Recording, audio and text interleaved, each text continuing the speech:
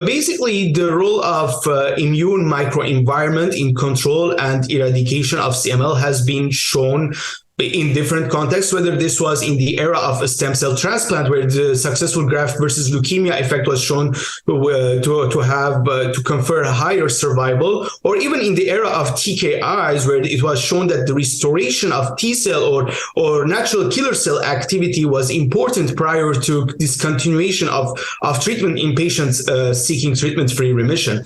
In order to further understand what are additional immune factors that might be important in achieving deeper responses in CML, we decided to conduct an analysis using cytometry by time of flight, or also known as CyTOF, in different patients. And we categorized our patients into two main groups: those who had what we define as optimal response, meaning that they didn't have detectable disease by PCR, which translates to response levels of MR 4.5 or less, and compared them to patients who failed to meet at least one criteria of ELN response, whether this is 10% at 3 months or 1% at 6 months, etc.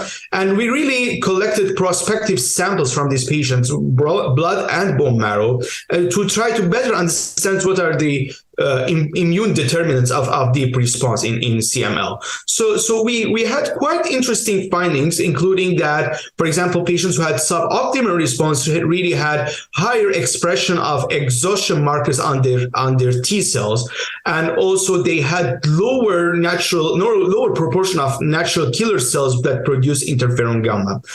Now, one interesting finding that we show, and this was the first time that we show this association in a hematological malignancy, was actually that patients who had suboptimal response had higher proportion of macrophages expressing the VISTA marker. Now, what is VISTA marker? VISTA marker, or as known as the V domain immunoglobulin suppressor of T cell activation, is like the PDL1, basically. It's a B7 family ligand, and it attenuates the T cell response to antigens. Now, how do we know this? Because the role of VISTA actually has been studied in solid malignancies, where it was shown that higher expression of VISTA is really associated with resistance to immune checkpoint blockade. Now, this is the first time that the role of VISTA is described in a hematological malignancy, and it could potentially be found in other leukemias or hematological malignancies.